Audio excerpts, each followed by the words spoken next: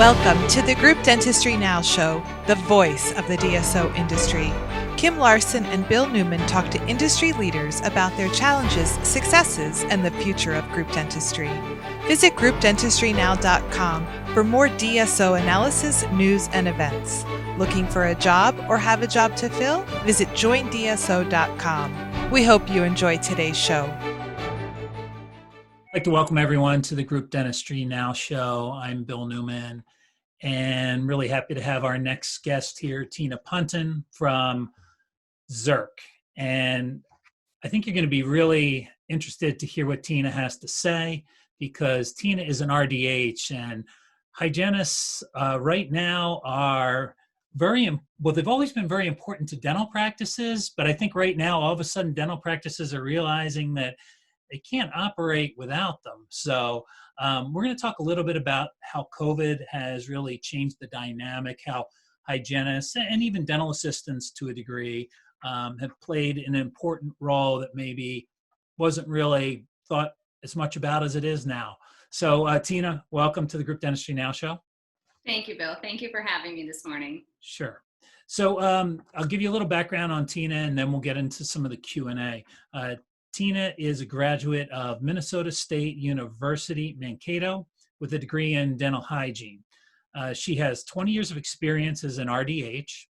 She began her career working with a specialty practice delivering care in periodontology, but found that she wanted to explore general dentistry and find out what that had to offer. She initially started out as a temp hygienist, and I think we'll find out why that's so important to really her experience, and then also how that translates as to working for Zirc and some of the products that Zirc has created. But she transitioned into general dentistry full-time after being a temporary hygienist. She's worked for a lot of different teams and organizations throughout her career, which has given her that insight we talked about. She's a member of the Zirc team, and she is an account executive focused on special markets. And we can talk a little bit about what special markets means, because DSOs don't realize that maybe it's not just DSOs, but you work beyond the DSO space, and that gives you some insight as to what's going on in dentistry beyond group practice and DSOs. She really helps with the Zirc team from an organizational standpoint, and then some of the really unique products that Zirc has created from an aerosol management standpoint as well. We're going to talk quite a bit about those. So again, thanks for being on the show today. And why don't you tell us a little bit, Tina, about Zirc, the organization you work for now? Yeah, well, thank you again, Bill, for having me this morning. It's definitely our pleasure to be with you. So to give you a little background information about Zirc. So Zirc Dental Product is actually a family-owned business, and we're located just right in Buffalo, Minnesota. We got our start about 53 years ago. And as a top-rated product manufacturer, we actually provide global dental industry with like a niche and innovative products that help practices really save time. And it just helps dental teams become safe, happy, and more efficient. That is really our mission. So we're a little bit unique in that we do have our in-house engineering department here that allows our teams to be hands-on during the development, like of our new and our cutting-edge dental products. And it also gives us that ability to just manufacture everything here right on site. So we proudly do develop and produce all of our products right here in Minnesota. So we're very, very proud of that. Yeah, it's very unique. It's a great point. I mean, American made, all made right there at the factory that you're sitting in today. Yeah, that's correct. Yeah. So we recently did an expansion. So with each small business, we tend to grow over time, which has been wonderful. So we just did an additional expansion with our sales and marketing department, and we are also doing an expansion within our manufacturing side. So in lieu of COVID, we definitely have been noticed with our large variety of our isolation products that we have to offer to dental teams. So our manufacturing production has significantly increased. We've added more machining and tooling, and we actually went from operating like 4 days a week for manufacturing production to 7 days a week, and we've had to add 3 shifts. So it's important for us. We pride ourselves on really getting our product to our end users in a very short period of time. So we wanted to be proactive and take the steps that we could to really increase our production so that those team members that were in need would be, those orders could be fulfilled. So.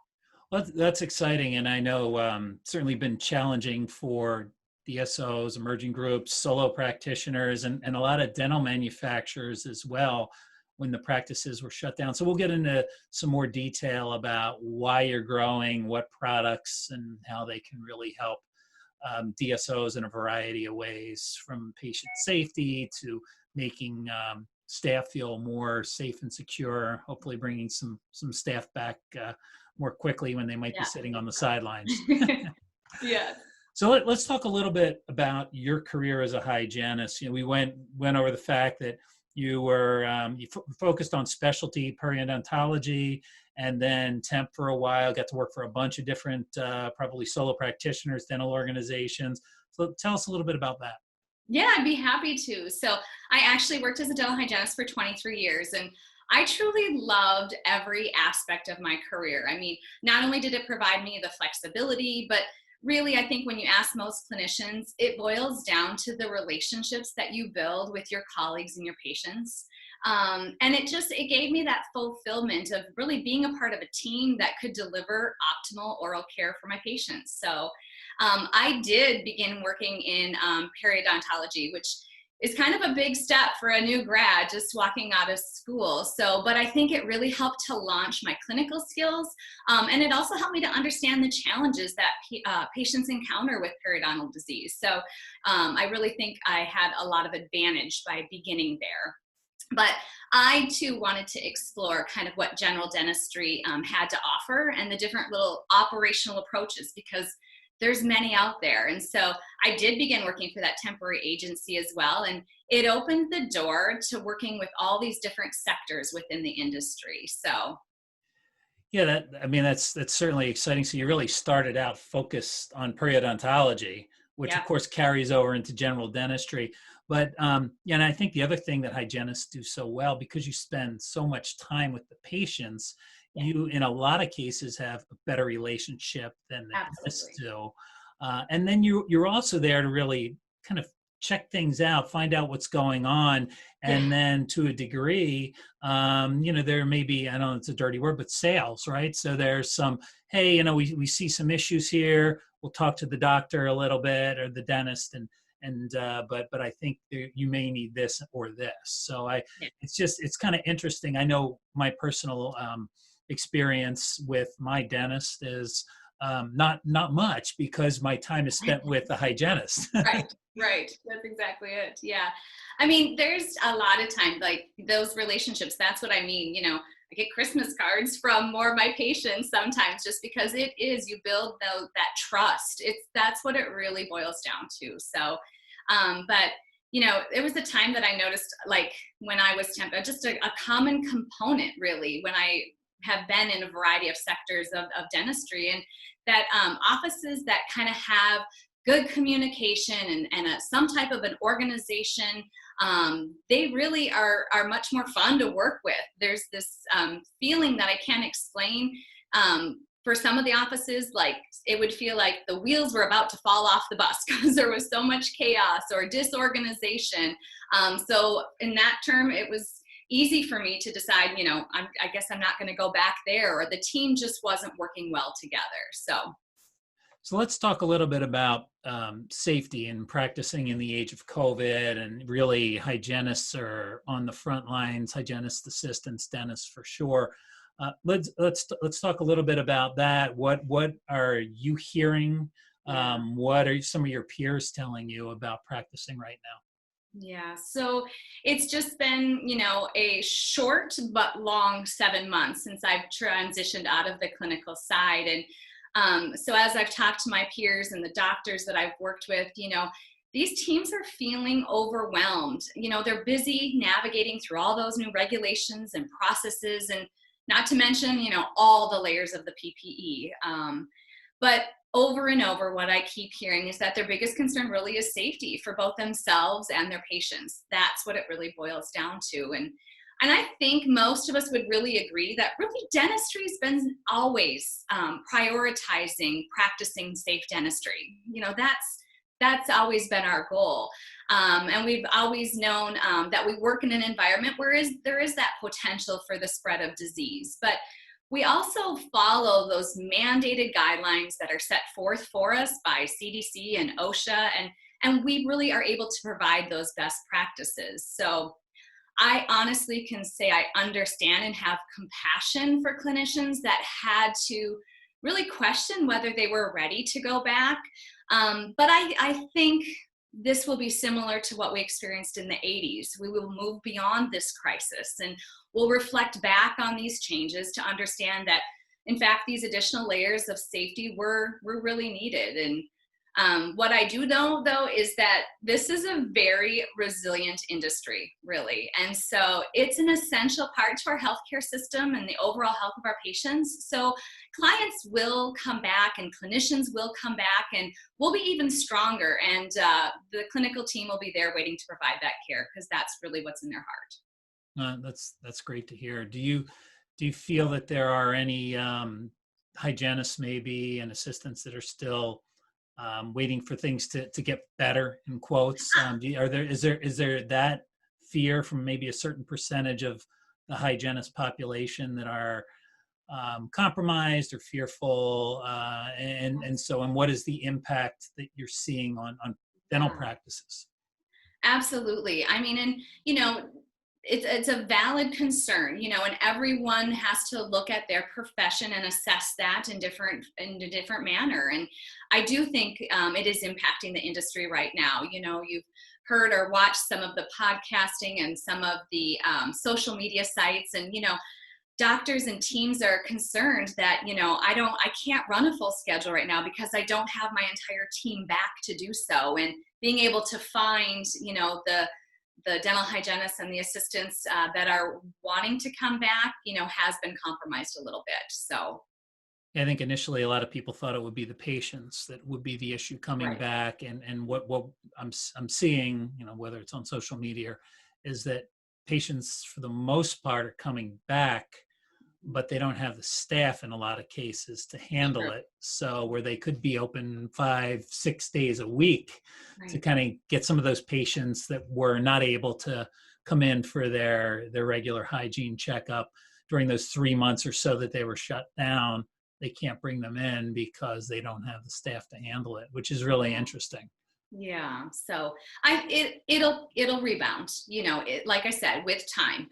When we had the incident with the HIV and AIDS in the 80s, I think, many clinicians that were practicing back then experienced very similar concerns. It's, sometimes we say, we've always known there's been 34, different viruses and bacterias and bloodborne pathogens that we've had to worry about. And now there's 35, so it's going to take time. So, and that's okay. It'll happen. Well, that's encouraging. Well, that's good. Yeah. So you're also a bit of a writer, and you wrote an article for us back in May, and it was really wrapped around this whole conversation about safety. So dental aerosol and spatter, what precautions are you taking? And so you mentioned 3 products that Zirc has: Mr. Thirsty, One Step, Insta Dam, and Pink Petal in that article. Let's talk a little bit about that. So isolation safety in dentistry in general, talk about that, talk about how the products that really lend themselves to, again, helping patients feel safe. And then also, this issue with the hygienists and some other staff.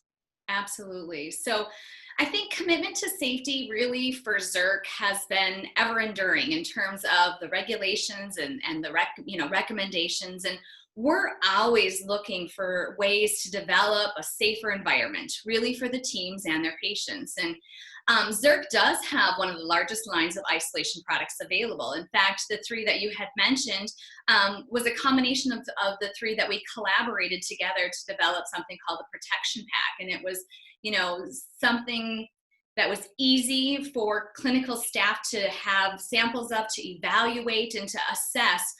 We know we need something. Let's do our due diligence and check what's available. So, and I think it's important to understand too that no matter what your role is in the practice, it's really difficult working alone and maintaining those optimal working fields.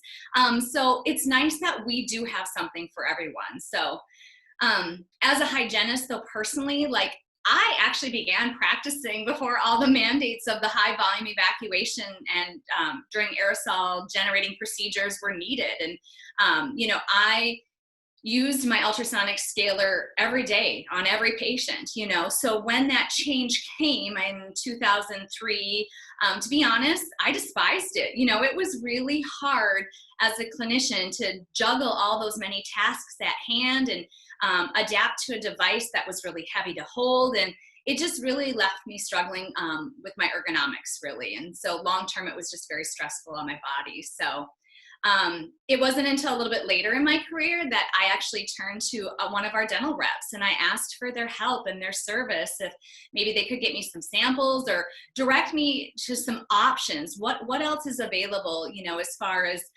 isolation or hands-free devices. And that's when I had to go to work and really, research the product and looking at the pros and the cons for each device. And it was my primary focus to really evaluate, like a few concepts. My doctor wanted to know, what's the initial investment, It was important for me to understand the maintenance that was required on the devices. And then I also needed to make sure that there was the compliancy that met the rules of the CDC for high volume evacuation requirements. So I was thrilled when I discovered Mr. Thirsty One Step, I have to be honest. I used it in the later part of my career. It gave me that third hand that I was always looking for, so I didn't have to constantly juggle things around. And it was just really easy to implement, and I didn't have to purchase any additional system for the product. And it did provide that hands-free evacuation and isolation. It's wonderful. I mean, the high volume that it has from both the front and the back of the device, I never felt like my patients were, we always say drowning, so it is amazing. And it was easy. I could just attach it into the HVE line that I had right in my operatory and go. So it was great. I think that most clinicians really, they're focused on their patients. They want their patients to be comfortable, and they want their appointment to be pleasant, and they want to get that Christmas card from them every year, So it really allowed me as a hygienist just to be a little bit more efficient with my procedures. I did find that it would just provide a greater comfort for my patients with that little built-in bite block that comes with it. And then I no longer had to sound like that broken record, can you please open a little bit wider? And, and then it let them relax a little bit more too. I think I didn't realize until I read a research paper that many patients actually have a fear of not being able to open wide enough for their clinic, for their clinician and things like that. So, it was able to provide that as well. So, and then for me, it was nice just because it is single use. I didn't have to worry about added time for the reprocessing and following the manufacturer guidelines. And I did find that Zirc did a great job at making sure that all the guidelines for mitigating aerosols were achieved. And I was able to really capture most of that aerosol and spatter before it even left my patient's mouth. So it kept all of us safer. So, and Mr. Thirsty is really the reason why you're now operating, did you say 7 days a week, 6 days a week, and 3 shifts? That is correct. Yes. So just kind of circling back to, it's, as a family-owned business, we pride ourselves on being able to get our products into the hands of the clinicians and provide that, that safety and the efficiency and overall happiness for them. So yes, we've had some growing pains, lately, but in a good way. So. Yeah, well, it's understandable, and obviously these products were pre-COVID. These were not born of COVID, but certainly very applicable now more so than ever. The Insta Dam as well, and Pink Petal. Tell us a little bit about those 2 products. Sure. So, Insta Dam is a wonderful product. Dentists that like to use isolation, perhaps during a crown prep or the prep of a filling. The benefit of the Insta Dam is that it comes on a preformed frame already. So many times if you've ever had to have a rubber dam applied, they're not always the most comfortable. It's got a big wire frame to it. So this is the ease of placement of Insta Dam is probably one of the biggest benefits, in addition to time savings. So most times if a doctor's needing to isolate something mid-procedure, they have to take an x-ray. And so you disassemble all of that, take it out, get an x-ray in. And so with this, you don't have to do that. You can simply kind of bend the device like a little taco, and then you can still take an x-ray while leaving it in. So it expedites the use of it and really mitigates the release of aerosols. So. Yeah, excellent. And yeah, I in a previous life had to place dam on frames, and it's certainly something that is an acquired skill. So if you don't have, if it alleviates that step, then that's wonderful. Yes, so true. Yeah. Very good. So let's talk a little bit about, your experience. Let's go back to the beginning when you were temping. Let's talk about, efficiencies that you saw. Some practices were probably a lot more efficient than others. So talk a little bit about your experience. Yeah, absolutely. So,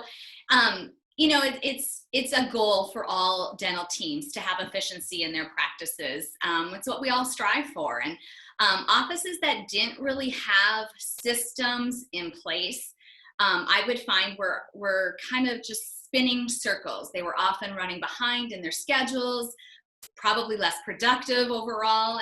And the team members, just at the end of the day, you could just physically see their exhaustion and a lot of times their frustration. So it was just easy to see offices that had some type of management system and operation in place. It made it easy for someone like me to just hop in. I didn't know where anything was, but if they used an instrument management system like cassettes, I could help in sterilization. And I was happy to help with the daunting task of reprocessing instruments that stack up throughout the day. So, like I said, the offices that were organized, little did I know they had colored trays, and sometimes they'd have the cassettes and different accessories that would all match. And the assistant would be bringing like a tub back and forth into the operatories from sterilization. And what I didn't know back then is that they were actually using Zirc products. So it was interesting to learn and reflect back. Once I came to Zirc, I was like, oh, that's what they use. That's what they had. That was the solution. So. Do you see more, since you're focused on special markets, and I know I teased it a little bit earlier, but special markets, what does that actually mean?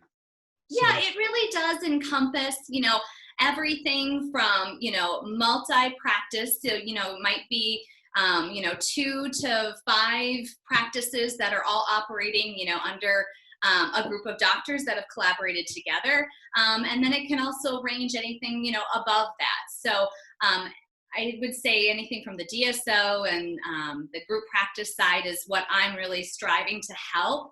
Mm-hmm. I think for them, it's really important to understand how efficiency plays a critical role in their overall production. So are you, what you see, do you see more groups or DSOs using this color-coded cassette system? Do you see adoption of it more so in a group, a DSO setting than a solo? What is your experience with that? I think, to be honest, we've seen more adoption earlier in solo practice. Okay.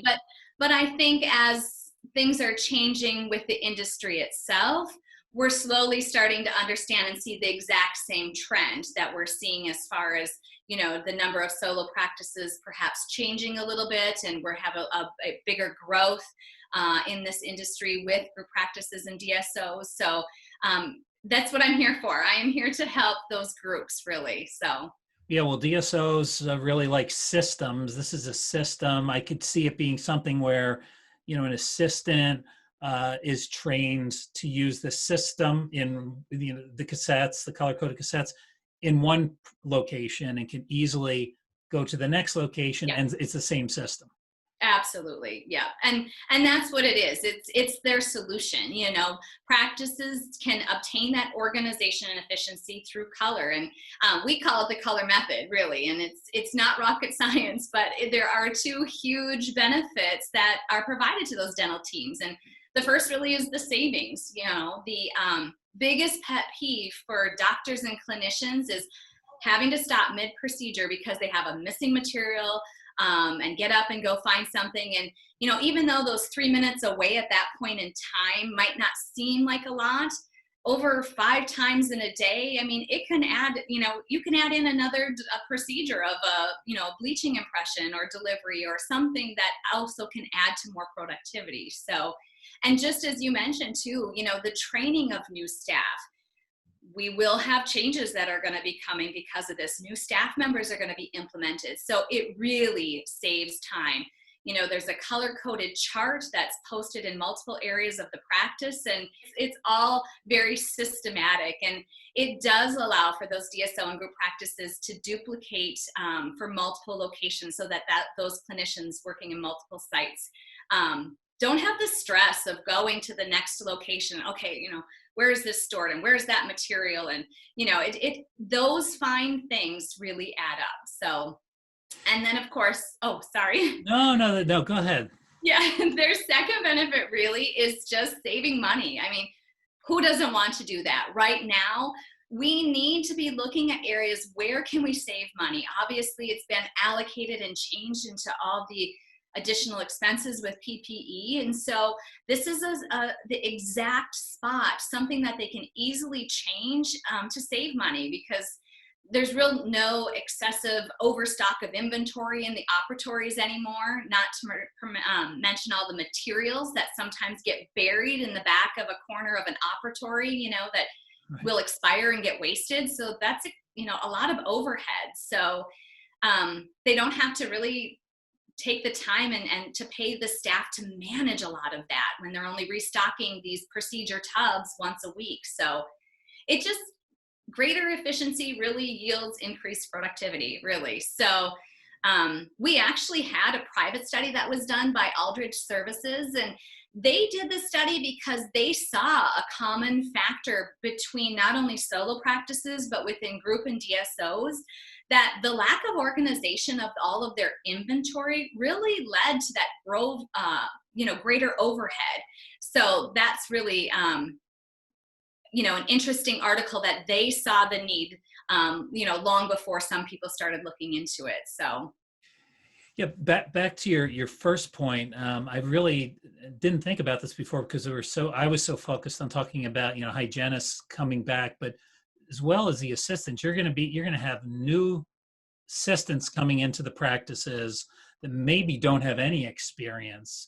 And Absolutely. So this is one to have this type of system in place. This organization just makes it easier for them to ramp up much quicker. And then again, if they're moving from location to location, there's no difference, right? They have that similarity Absolutely. Through the different practices. And I think most clinical teams that work together will really help you to understand that dental assistants in the practice are like the glue. They are, you know, they know the ins and the outs of working the schedule, working the system. I mean, they have to be extremely efficient for things to work well. And when you have an assistant that can manage all of that, you've got a win-win situation. So really that color method, it's easy for offices to implement. It's a simple concept, you know. They get to have some fun and pick, you know, different colors that depict each procedure that they provide in their clinic. And then, you know, they look through and figure out how to manage all their instruments with, you know, part of our program is that we do have these high quality, they're these resin cassettes. And so they provide that efficiency. Everything's right there. You know exactly which tools the doctor is going to want for that specific procedure. And that just helps to really save on the instruments also during that reprocessing, to not have them all juggling around in an ultrasonic, and, you know, it helps to dull things. So you can save money there. And then safety, obviously, protecting the clinical staff from those potential sticks. And not to mention, patients right now are very much more aware. Their perception of what's happening in dental offices is very much been increased. I don't think many patients could tell you what PPE stood for pre-COVID, Right. and now they know, so it's a great, easy system. All that stuff that we talked about gets stored like on a flat B-lock tray that has a clear cover and it locks. And so that allows that compliancy also for staff members. There's guidelines from OSHA and CDC that really mandate the transportation of those instruments back and forth.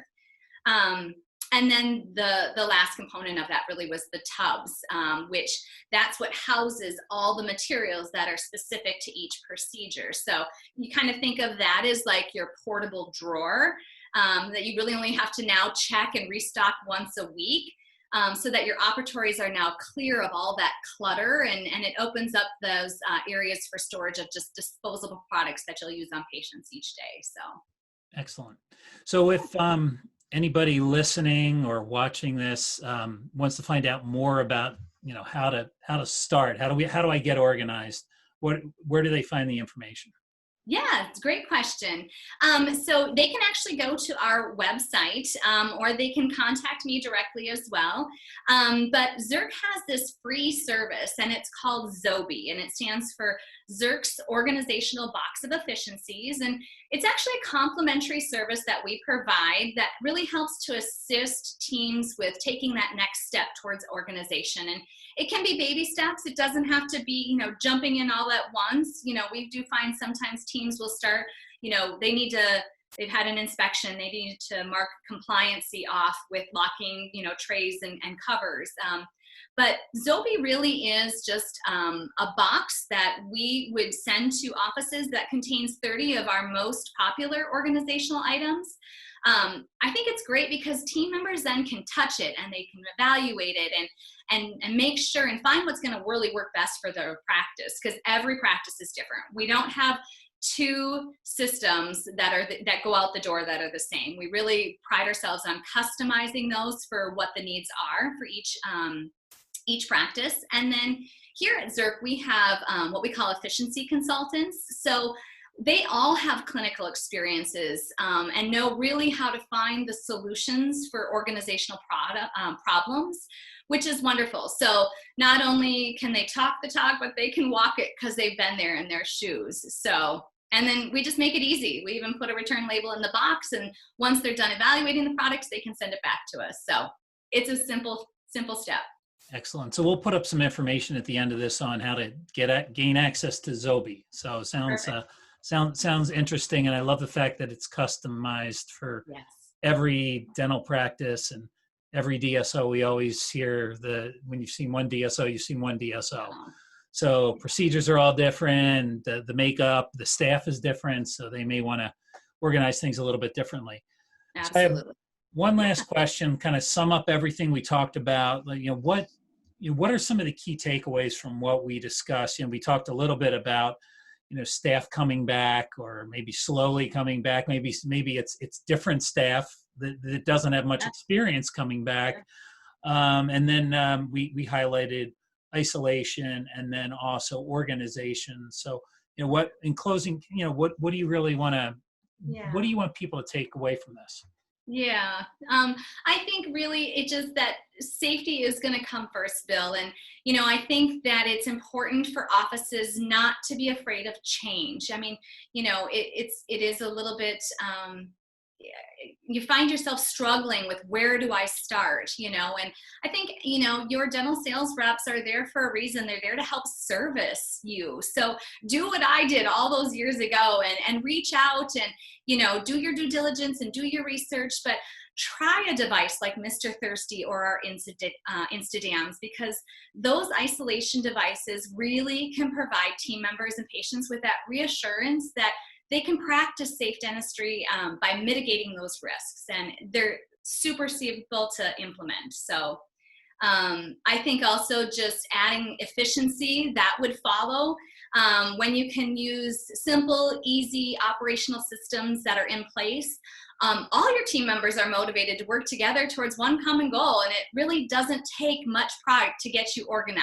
So you'll find that that process just really delivers immediate and quantifiable return on your investment. So and I think if I had to sum it up in one last, verbiage, is I think that dental practices, really, if you think of it as an equation, if you have safety plus efficiency, ultimately you will have happiness. And not only from your staff members, but also patients alike. They notice, they're paying attention. So Yeah, more so than ever. Yeah, for sure. absolutely. Well, great, Yes. Tina. Tina Punton, thank you very much for joining us. Some great information on safety and organization and just what's currently going on with hygienists and assistants and staffing. We're going to have some contact information at the end of this. So if you want to reach out to Tina directly or go to Zobi and gain access there, you can. So again, thanks for joining us. Thanks everybody for listening and watching. I'm Bill Newman, and until next time, this is the Group Dentistry Now Show. The Group Dentistry Now Show has listeners across North and South America, Europe, Asia, and Australia. If you like our show, subscribe today, and please tell your colleagues about us.